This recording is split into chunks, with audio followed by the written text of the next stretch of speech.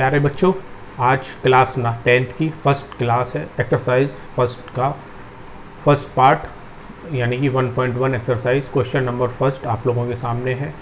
ठीक है, तो क्वेश्चन करने से पहले चैप्टर के बारे में थोड़ी सी बात कर लेते हैं। चैप्टर का नाम है वास्तविक संख्याएं, यानी कि इंग्लिश में बोलेंगे रियल नंबर। आप प्यारे बच्चों क्लास 9th में संख्याओं के बारे में नंबर सिस्टम के अंदर पढ़ के आ चुके हो, वहाँ आपने वास्तविक संख्या के बारे में पढ़ा होगा निश्चित रूप से। ठीक है, तो आपको वास्तविक संख्याएं ऐसी उम्मीद करता हूँ मैं पता होनी चाहिए वास्तविक संख्याएं क्या होती हैं। मैंने क्लास 9th में बताया है बच्चों को कि जितनी भी परिमेय और अपरिमेय संख्याएं होती हैं, कहने का तात्पर्य ये है परिमेय और अपरिमेय संख्याओं का जो एक समूह होता है, उनसे बनने वाली जो संख्याएं बनती हैं, उस समूह में जितनी भी संख्याएं होती हैं वो सब वास्तविक संख्याएं कहलाती हैं। इतनी सी बात है। ठीक है, तो संख्याओं के बारे में आप लोगों ने पढ़ रखा है। मैं इसी उम्मीद के साथ अपना क्लास शुरू करते हैं, हम क्वेश्चन की तरफ चलते हैं। ठीक है, तो बोर्ड पे थोड़ा सा लिखा हुआ है, सिर्फ मैंने लिख दिया है कि करना क्या है। निम्नलिखित संख्याओं का एचसीएफ ज्ञात करने के लिए यूक्लिड एल्गोरिथम का प्रयोग कीजिए। एचसीएफ ज्ञात करना यूक्लिड एल्गोरिथम का प्रयोग करके। तो प्यारे बच्चों, आपने एचसीएफ तो निकाला होगा, ऐसी बात नहीं है। आप HCF 6th 7th 8th class में कहीं ना कहीं सीख के आए होंगे। मान लीजिए कोई दो नंबर हमें दे रखे हैं, मान लीजिए 16 और 24, हमसे कहा जाए इनका एचसीएफ निकालिए, तो आपने इनके एचसीएफ निकाले होंगे। किसी ने ऐसे करके निकाला होगा कि 2 8 16, 2 दूनी 2 चौके 8, 2 दूनी 4, 2 एकम 2। फिर 24 का लिया होगा, तो फिर करा होगा 2 से 12, 2 से 6, 2 से 3 और 3 से 1। फिर कॉमन देखे होंगे कि कितने कॉमन है, 3 कॉमन है, तो आपने मल्टीप्लाई कर दिया होगा और आपने कह दिया होगा सर 8 आंसर आएगा। यानी कि 24 और 16 के अगर एचसीएफ की बात करें तो प्यारे बच्चों वो 8 हो जाएगा। आपने अभी तक इस तरीके से ये निकाले होंगे एचसीएफ। ठीक है, इसी को हम अभी अभाज्य गुणनखंड के रूप में भी इनको समझेंगे आगे चल के। ठीक है, तो बात एचसीएफ की करनी है, तो लेकिन एचसीएफ निकालना किस तरीके से है, हमसे क्वेश्चन ने साफ कहा है कि यूक्लिड विभाजन एल्गोरिथम का आपको इस्तेमाल करना है एचसीएफ निकालते समय। यानी कि यूक्लिड विभाजन एल्गोरिथम, यहीं से बात समझ में आती है। यूक्लिड किसी गणितज्ञ का नाम रहा होगा, मैं विभाजन लिखना भूल गया हूँ। यूक्लिड विभाजन एल्गोरिथम पूरा नाम है। ठीक है, यहाँ विभाजन एल्गोरिथम होगा। ठीक है, बुक में विभाजन एल्गोरिथम ही लिखा हुआ है, तो ये मेरी तरफ से छोटी सी एक गलती हो गई है, उसके लिए सॉरी। अब बात करते हैं हम यूक्लिड विभाजन एल्गोरिथम की। सबसे पहले हमें यूक्लिड विभाजन एल्गोरिथम को समझना पड़ेगा। भाई क्वेश्चन को जब भी लगा पाएंगे जब हमें कॉन्सेप्ट पता होगा। तो एक एग्जांपल से हम शुरुआत करते हैं। मान लीजिए कि मैं आपसे कहता हूँ 2 से आप 8 को भाग लगाओ, तो आप करोगे 2 चौके 8, माइनस करोगे 0 आ जाएगा। अब मैं आपसे कहता हूँ 2 से 9 को भाग लगाओ, तो आप करोगे 2 चौके 8, माइनस करोगे 1 आ जाएगा। और एक और नंबर ले लेते हैं, मान लीजिए 3, मैं आपसे कहता हूँ 3 से 10 को भाग लगाओ, तो 3 3 9, माइनस करोगे 1 बच जाएगा। 3 से 12 को भाग लगाओ, 11 को भाग लगाओ, तो 3 3 9, माइनस करोगे 2 बच जाएगा। 3 से 12 को भाग लगा दो, 3 चौक 12, शेषफल 0 आ गया। तो यहाँ से प्यारे बच्चों कुछ बातें निकल के आ रही हैं जिन पे आपको फोकस करना पड़ेगा। आपने देखा, मैंने आपसे कहा 2 से 8 को भाग लगाओ, तो आपने कहा सर 2 चौके 8 और शेषफल 0। मैंने कहा 2 से 9 को भाग लगाओ, 2 चौके 8, माइनस करा 1। 3 से 10 को भाग लगाया तो शेषफल 1 आया। 3 से 11 को भाग लगाया तो शेषफल 2 आया। 3 से 12 को भाग लगाया तो शेषफल कितना आया, 0 आया। यहाँ तक बात क्लियर है। बहुत छोटी सी चीज़ है, आप इन सारी प्रक्रियाओं को कर चुके होंगे। लेकिन क्या कभी आपने गौर किया यहाँ एक चीज़ पे कि हम इस प्रॉपर्टी को 8 वाली इस प्रॉपर्टी को हम इस रूप में लिख सकते हैं, 2 गुणा 4 प्लस 0, तो 8 बराबर 8 के। अगर 0 जोड़ दोगे 8 में कोई फर्क नहीं पड़ने वाला, तो 8 बराबर 8 के रहेगा या नहीं रहेगा। कहने का तात्पर्य यह है कि 2 की गुणा अगर हम 4 में कर दें तो 8 मिल जाएगा, शेषफल 0 है, जोड़ दें तो 0 हो जाएगा। 9 वाले केस को अगर हम देखें, 9 जो है, तो हम अगर 9 को इस प्रकार से लिख सकते हैं, 2 गुणा 4 प्लस 1, यानी कि 8 प्लस 1 किसके बराबर है, 9 के बराबर ही है, 9 बराबर 9 के। इसी प्रकार आप यहाँ 3 वाले केस में भी देख सकते हो कि 3 गुणा 3 प्लस 1, शेषफल कितना बच रहा था 1, तो 9 प्लस 1 यानी कि 10 बराबर 10 के। इस केस में आप देख सकते हो 3 गुणा 3 प्लस 2, ठीक है। तो 9 प्लस 2 11 इज इक्वल्स टू 11, 12, 3 गुणा 4 plus 0, 12 is equals to 12 plus 0, 12 बराबर 12 के। ये एक छोटी सी बात है, आपने इस प्रक्रिया को करा होगा, लेकिन क्या आपने कभी इन चीज़ों पे गौर किया? क्या ऐसा हो सकता है? शायद किसी बच्चे ने किया हो, किसी ने नहीं किया हो। मैं ये नहीं कह रहा कि किसी ने नहीं किया होगा, हो सकता है 100 स्टूडेंट में से 60 ने इस चीज़ को जाना हो और 40 ने नहीं जाना हो सकता है 40 जानते हो 60 नहीं जानते हो, दोनों प्रोबेबिलिटी संभव है, ठीक है। तो मेरा कहने का मतलब यह है कि हमें जो भाग की प्रक्रिया है, ये जो हम भाग की प्रक्रिया कर रहे हैं, हम इस भाग की प्रक्रिया को इस रूप में दर्शा सकते हैं। यही यूक्लिड विभाजन एल्गोरिथम है, यही यूक्लिड विभाजन एल्गोरिथम है कि हम भाग की प्रक्रिया को इस रूप में दर्शा सकें, हम भाग की प्रक्रिया को इस रूप में दर्शा सकें। तो ये क्या है? ये यूक्लिड विभाजन एल्गोरिथम है। आगे हम चलेंगे तो हम और कई सारी चीज़ें अभी हम सीखेंगे। तो हमने ये चीज़ यहाँ से देखी कि अगर हम 2 को 8 में भाग लगाएं, 2 से 8 में भाग लगाएं तो वो मिलता है हमें 2 चौके 8 और शेषफल 0। 2 को 9 में भाग लगाएं, 2 से 9 में भाग लगाएंगे तो हम इस प्रकार इस चीज़ को दर्शा सकते हैं। 3 का 10 में भाग लगाएंगे तो इस प्रकार हम इस चीज़ को दिखाएंगे। ऐसे ही करते चले जाएंगे हम, कोई भी नंबर ले लो आप, आपको ये चीज़ निकल के आ जाएगी, ठीक है। यहाँ तक बात क्लियर है? अब बात आगे बढ़ाते हैं, इसको थोड़ा साफ कर लें फिर हम आगे चलते हैं। बहुत इंपॉर्टेंट चीज़ है, आपको आगे आगामी कक्षाओं में जैसे ही आप 12th करके आगे अपने कंपटीशन वगैरह के लिए पहुँचोगे, किसी जॉब के लिए तैयारी करोगे, तब आप इन सारी चीज़ों से फिर से रूबरू होगे, लेकिन एक नए नाम के साथ आप इन सारी चीज़ों को पढ़ रहे होगे। वहाँ यूक्लिड विभाजन नहीं होगा, वहाँ एक नए नाम से आप पढ़ रहे होगे। ये बात खत्म हो गई। अब थोड़ा सा और बात देखते हैं।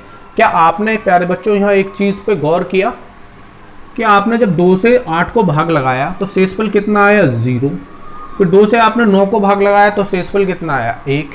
यानी कि मैं ये कह सकता हूँ कि अगर मेरा भाजक 2 है, मेरा भाजक कितना है? 2, तो मेरा जो शेषफल आएगा या तो वो 0 आएगा या वो 1 आएगा। कहने का तात्पर्य ये है, हमारा जो भाजक होता है शेषफल उससे हमेशा कम ही आता है।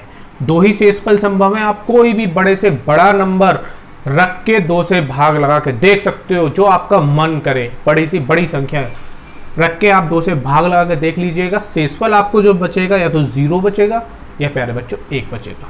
सेम कंडीशन 3 के साथ भी वही हो जाएगी बच्चों कि 3 से आप भाग लगाओगे तो 0 बच सकता है शेषफल, 1 बच सकता है, 2 बच सकता है। 4 से भाग लगाओगे तो 0 आ सकता है शेषफल, 1 आ सकता है, 2 आ सकता है, 3 आ सकता है, 4 नहीं आ सकता, कभी भी 0 हो जाएगा। कहने का मतलब ये है, अगर हम 2 से किसी संख्या को भाग लगा रहे हैं तो उसके शेषफल या तो 0 होंगे या 1 होंगे, यानी कि उससे 1 अंक कम रहेंगे। 3 से भाग लगाएंगे तो शेषफल 0, 1, 2, यानी कि जितने डिजिट हैं उतने शेषफल संभव है। 3 से भाग लगा रहे हो तो 3 शेषफल संभव है, 4 से भाग लगा रहे हैं तो 4 शेषफल संभव है, लेकिन 4 से छोटे होंगे। यानी कि कहने का तात्पर्य ये है कि हमारा जो शेषफल होता है वो अपने भाजक से छोटा होता है, अपने भाजक से छोटा होता है। इस चीज़ को आप एक ग्राफ से एक वो बनाते हैं, हम उससे समझने की कोशिश करेंगे कि होता क्या है। ये क्या है प्यारे बच्चों? जो अंदर की संख्या होती है इसे हम भाज्य बोलते हैं। यहाँ जो आता है निकल के प्यारे बच्चों ये भागफल आता है, आप ये सब चीज़ जानते होंगे। यहाँ जो आता है प्यारे बच्चों निकल के वो शेषफल आता है, और जिससे हम भाग लगा रहे होते हैं प्यारे बच्चों वो भाजक कहलाता है। क्या कहलाता है? भाजक। तो एक फॉर्मूला बनता है प्यारे बच्चों, भाज्य बराबर भाजक गुणा भागफल प्लस शेषफल। जो अभी हमने करा था, मैंने आपको कहा था कि हम इस चीज़ को इस रूप में लिख सकते हैं। तो भाज्य कितना है प्यारे बच्चों? जो अंदर वाली नंबर है ये जो है ये हमारा भाज्य होगा। ये हमेशा किसके बराबर होता है?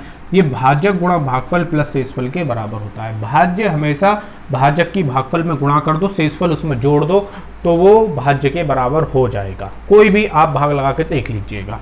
तो भाजक कितना है प्यारे बच्चों? 2। भाई भाजक की बात कर रहा हूँ तो 2 है। भागफल कितना आया था मेरा? 4। मैं इस एग्जाम्पल से इस चीज़ को मैच कर रहा हूँ, ठीक है। भागफल कितना आया था मेरा? 4। शेषफल कितना आया था मेरा? 0। तो 8 बराबर 8 के प्लस 0, यानी 8 बराबर 8, यानी कि भाज्य किसके बराबर है? इसके बराबर है। कहने का मेरा मतलब ये है कि दो चीज़ें हमें यहाँ यूक्लिड एल्गोरिथम विभाजन एल्गोरिथम से मिल रही हैं कि भाज्य बराबर होता है भाजक गुणा भागफल प्लस शेषफल। एक तो ये छोटी सी चीज़ होती है, ठीक है। भाज्य क्या होता है, भाजक गुणा भागफल प्लस शेषफल होता है। और दूसरी चीज़ जो बहुत इंपॉर्टेंट है कि हमारा जो शेषफल होगा या तो वो 0 होगा। आप किसी भी संख्या से किसी भी संख्या को भाग लगाइए, आप कोई भी नंबर लेके आप किसी भी संख्या में भाग लगाइए तो आपका जो शेषफल होगा या तो वो 0 के बराबर होगा, शेषफल r 0 के बराबर होगा, या वो अपने भाजक से छोटा होगा। ये तो तय है कि शेषफल, भाई शेषफल को हम r से डिनोट कर रहे हैं, ठीक है, भाजक को हम b से डिनोट कर रहे हैं, भाज्य को हम a से डिनोट कर रहे हैं और भागफल को हम q से डिनोट कर रहे हैं। इतनी सी बात आप ये समझ लीजिए।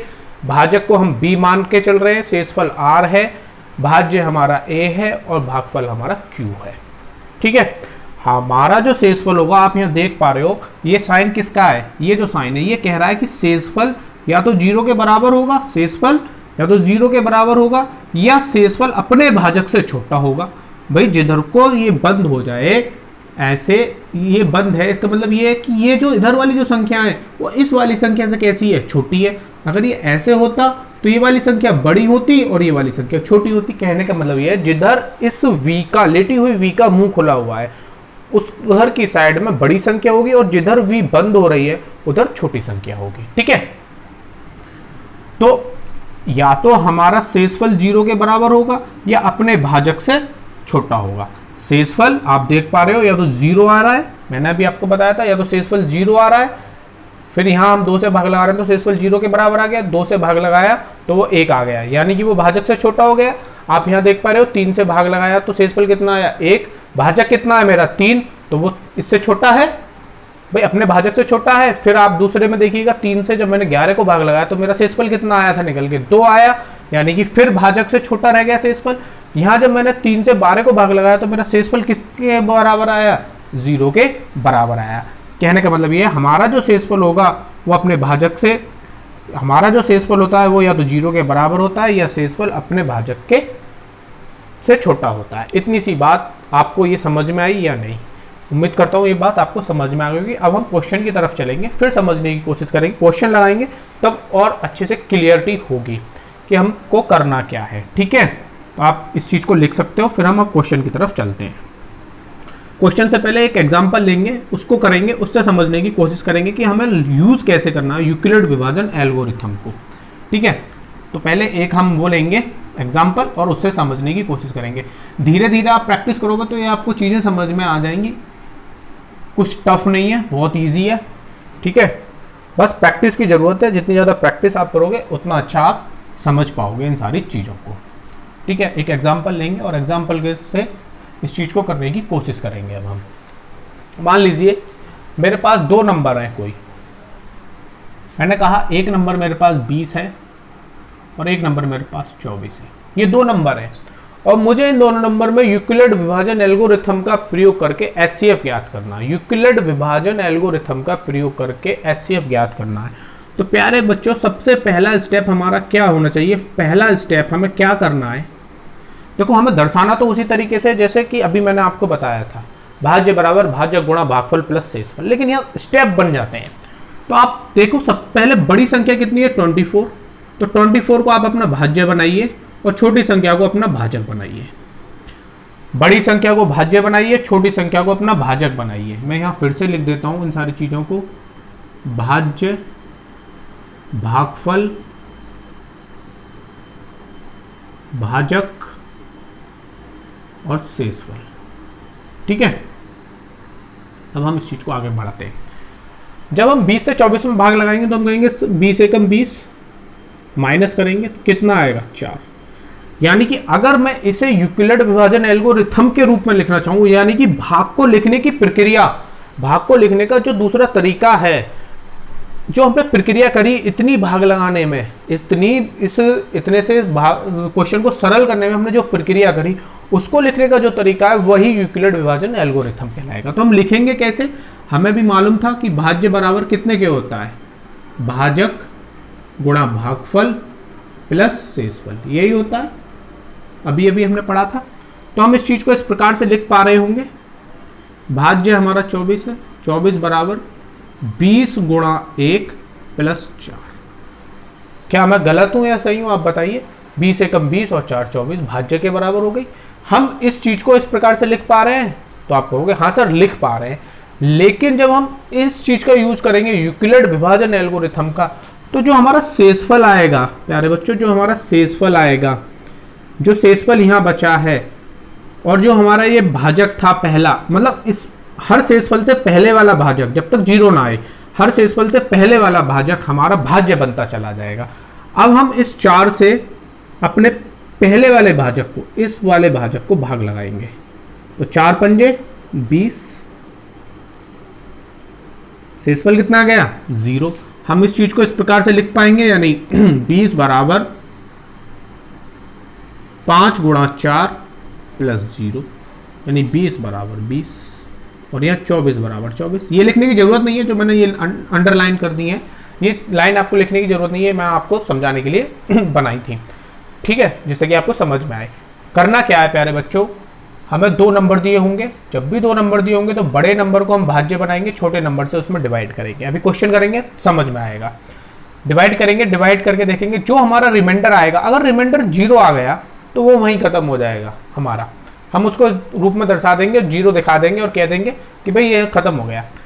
जब शेषफल बच रहा है तो उस शेषफल को आप क्या बनाओगे, भाजक बनाओगे। फिर से सुन लो, जो शेषफल बच रहा है उसे भाजक बनाओगे, और जो इस शेषफल का भाजक था, इस शेषफल को निकालने में भाजक कौन था 20 था, फिर इस 20 को आप अपना भाज्य बनाओगे और फिर आप प्रक्रिया को करोगे, तब आपको कोई भी नंबर, जरूरी नहीं है 0 आ जाए, हो सकता है एक और शेषफल आ जाए, फिर हमें अगले स्टेप पे जाना पड़ेगा, ठीक है, तब हम उस चीज को कर पाएंगे। तो वो हमारा कितना आएगा 20, यानी कि जो जब भी हमें 0 मिलेगा, शेषफल हमें कितना मिलेगा 0 मिलेगा, और जब हमें शेषफल 0 मिल रहा होगा उस समय का जो हमारा भाजक होगा, जिस भाजक से हमें शेषफल 0 मिला, जिस भाजक के प्रयोग करने से हमें शेषफल 0 मिला, वो प्यारे बच्चों हमारा HCF कहलाएगा।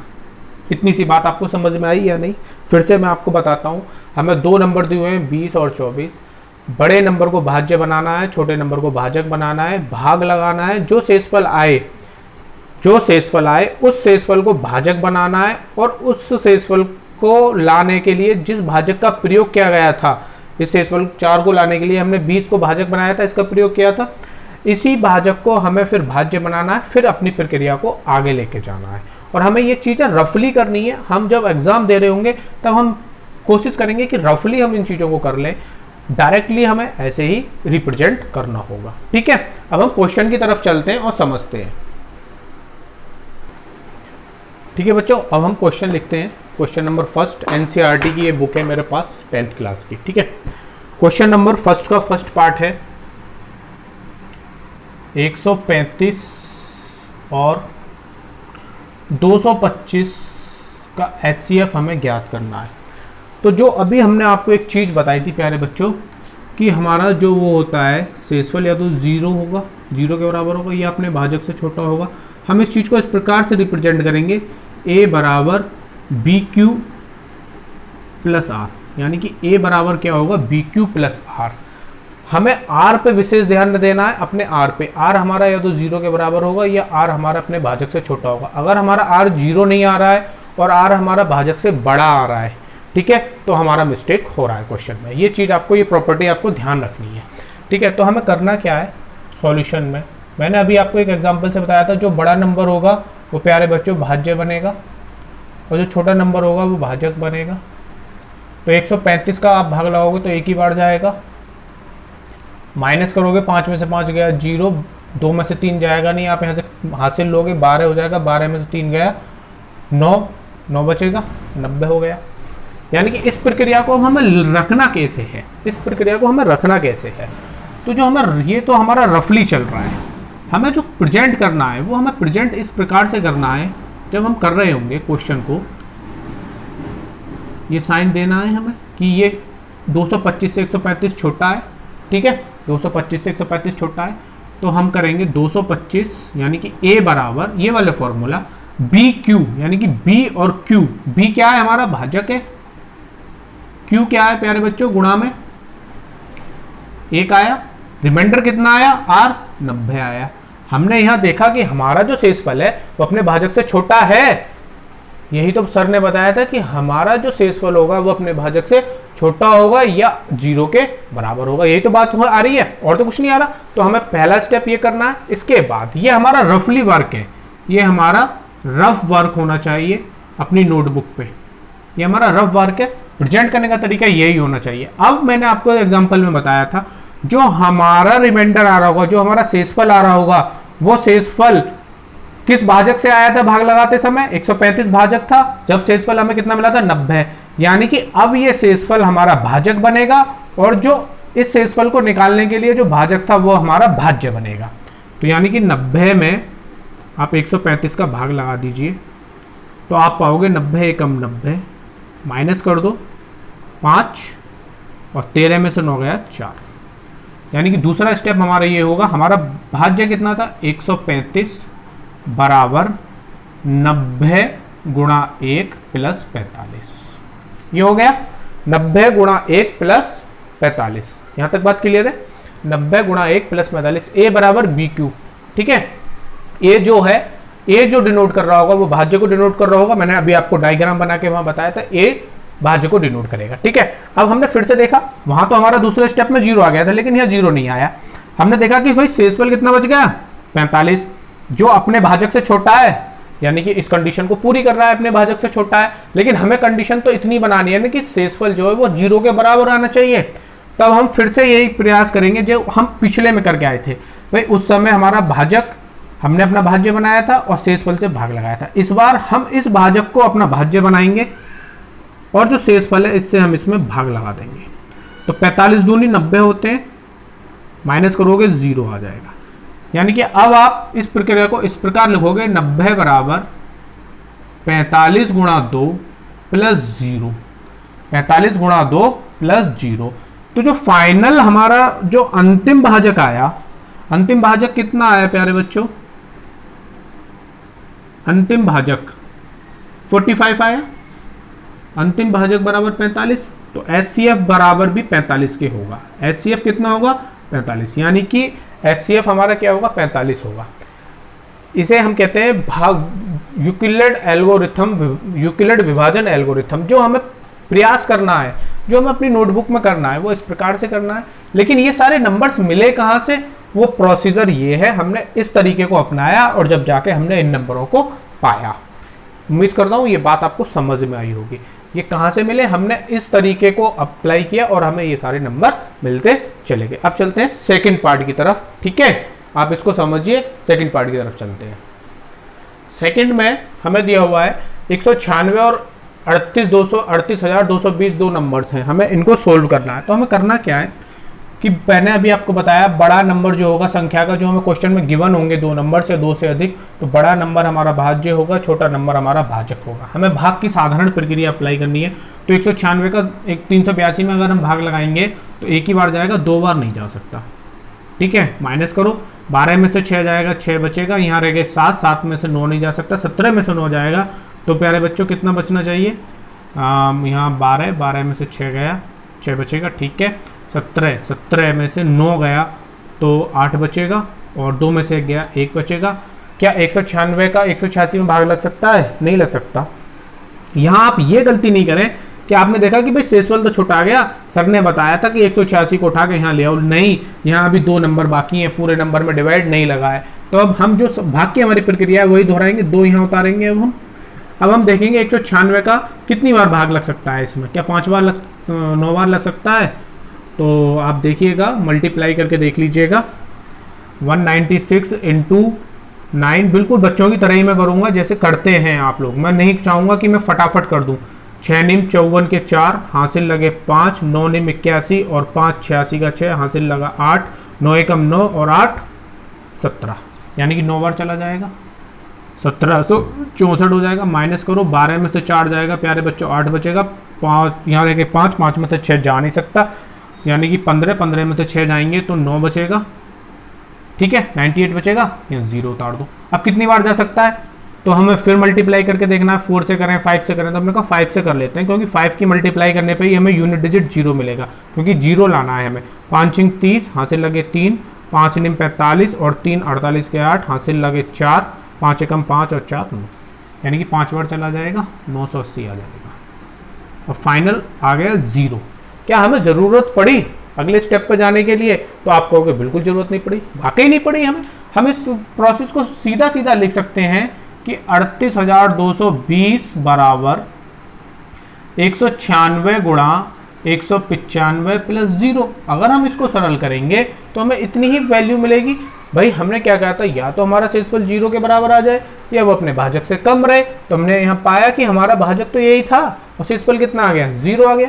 तो हमारा आंसर कितना होना चाहिए, एचसीएफ जो होना चाहिए इस क्वेश्चन का वो कितना होना चाहिए प्यारे बच्चों, 196।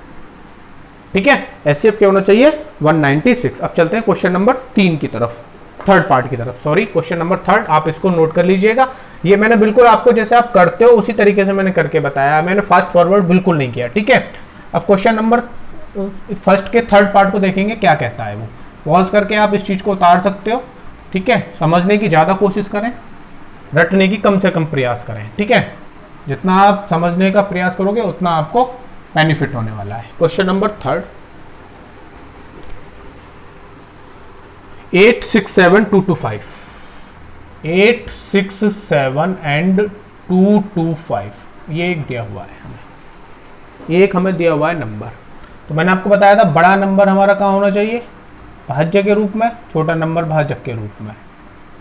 तो भाई कितनी बार जा सकता है आप बताइए। 3 से अगर हम करें तो 675 3 बार चला जाना चाहिए, 4 बार नहीं जा सकता। ठीक है, 3 बार चला जाएगा। ये देखो 3 पंजे 15 की 5, हासिल लगा 1, 3 दूनी 6 और 1 7, 3 दूनी 6, 675 माइनस कर दो, 2 बचे 16। भाई 6 में से 7 नहीं जाएगा, हासिल लेंगे यहाँ हो जाएगा 16 और 16 में से 7 जाएंगे तो 9 बचेगा। ठीक है, 7 में से 6 जाएगा तो 1 बचेगा। यानी कि भाजक से छोटा आ गया। तीनों नंबर हमने यूज कर लिए जो हमारे भाज्य में थे। पिछले वाले में हमने 3 यूज कर लिए थे सेकंड पार्ट में, लेकिन 2 नंबर फिर भी छूट रहे थे। ठीक है, तो अब हमें फटाफट करना क्या है कि इस भाजक से जो आया इसमें भाग लगाना। एक ही बार जाएगा, 192 माइनस कर देंगे, 3 बचेगा। 12 में से 9 गया तो प्यारे बच्चों कितना बचेगा, 3 बचेगा। ठीक है, 33 हो जाएगा। अब इस 33 को फिर भाजक बना देना है, 192 में भाग लगाना है। तो कितनी बार जा सकता है, 4 बार। और कितनी बार जाएगा, 33 गुणा 4, 3 चौक 12 की 2, हासिल लगा 1, 3 3 9 और 1 10, कम रह जाएगा। कहीं मिस्टेक हो रही है हम पे, कहीं मिस्टेक हो रही है। 225 867 माइनस 675 192 आया। ठीक है, और 192 को 225 से भाग लगाओगे तो यहाँ से हमारा 8 5 13, 5 में से 2 जाएगा, 3 बचेगा। 12 में से 9 जाएंगे, 33 बचेगा। 33 का 192 में भाग लगाएंगे तो 6 बार चला जाएगा। कितनी बार चला जाएगा, 6 बार जाना चाहिए। 33 छिक्के 3 छिंग 18 की 8, हासिल लगा 1, 3 छिंग 18 और 1 19, ज़्यादा हो जाएगा, 5 ही बार जाएगा। 5 3 15 की 5, हासिल लगा 1, 5 3 15 और 1 16, 5 बार जाएगा। ठीक है, तो 5 3 15 की 5, हासिल लगा 1, 5 3 15 और 1 16, 12 में से 5 गया तो 7 बचेगा और 8 में से 6 गया तो 2 बचेगा। यानी कि अब इस 27 से इस 33 में भाग लगाना है। 27 एकम 27 माइनस करोगे तो कितना बचेगा, 6 बचेगा। अब इस 6 से इस 27 में भाग लगाना है। 6 चौक 24 माइनस करोगे 3 बचेगा। ठीक है, अब इस 3 से इस 6 में भाग लगाना है। 3 दूनी 6, यानी कि 3 इसका क्वेश्चन का आंसर आना चाहिए। चेक कर लेते हैं, थोड़ा सा डाउट लग रहा है मेरे को इस क्वेश्चन पे। ठीक है, ऐसी कोई बात नहीं है, मिस्टेक हो जाती है। 51 आंसर आ रहा है, रीचेक करते हैं। ठीक है प्यारे बच्चों, रीचेक करते हैं इसको हम अभी। प्यारे बच्चों थोड़ा सा नंबर गलत लिख गया, 255 था और हमने 225 लिख रखा है। ठीक है, इसलिए हमारा क्वेश्चन गलत हो रहा था। हम बिल्कुल सही तरीके से लगा रहे थे, लेकिन थोड़ी सी मिस्टेक ये हो गई कि हमने नंबर गलत रख लिया। तो उसके लिए मैं सॉरी फिर से। तो हमें प्यारे बच्चों करना क्या है, यही भाग की प्रक्रिया रखनी है। 867 का 255 में भाग लगाना है। तो कितनी बार जाएगा प्यारे बच्चों, 2 बार चला जाएगा, 3 बार चला जाएगा। 3 पंजे 15 की 5, हासिल लगा 1, 3 पंजे 15 और 1 16 की 6, हासिल लगा 1 और 3 दूनी 6 और 1 7। देखो 3 पंजे 15 की 5, हासिल लगा 1 का, 3 पंजे 15 और 1 हासिल के जोड़ोगे 16, फिर हासिल 1 रह जाएगा। 3 दूनी 6 और 1 7 माइनस कर दो, 2 बच जाएगा। 6 में से 6 गया तो कुछ नहीं बचेगा, 1 बच जाएगा। अब जो हमारा भाजक शेषफल आया, कितना शेषफल आया, 102। इस शेषफल से इस भाजक में भाग लगा दो दोबारा से, 255। लेकिन उससे पहले हमें ये प्रक्रिया दोहरानी है यहाँ वाली, तो हमें रखना है 867 बराबर, यानी कि a बराबर बी क्यू, बी क्या है ये, क्यू क्या है ये, तो 255 गुणा 3 प्लस 102। ठीक है, अब 255 बराबर, पहले बच्चों 255 बराबर कितने के होगा, 102, यानी कि कितनी बार जा सकता है, 2 ही बार जा सकता है, तो 204 हो जाएगा, माइनस कर दो 51 आ जाएगा। तो यानी कि 102 गुणा 2 प्लस 51। फिर तीसरे स्टेप में क्या करेंगे, जो हमारा शेषफल है इस वाले को भाज्य बनाएंगे। अब हम 2 बार जाएगा 102, शेषफल कितना आ गया 0, यही हमें चाहिए था। तो हम कहेंगे 102 बराबर 51 गुणा 2 प्लस 0। तो फाइनल HCF जो होगा, जो फाइनल यानी कि अंतिम जो भाजक होता है वो क्या कहलाता है, HCF कहलाता है। उम्मीद करता हूँ बच्चों ये बातें आपको अच्छे से समझ में आ गई होंगी।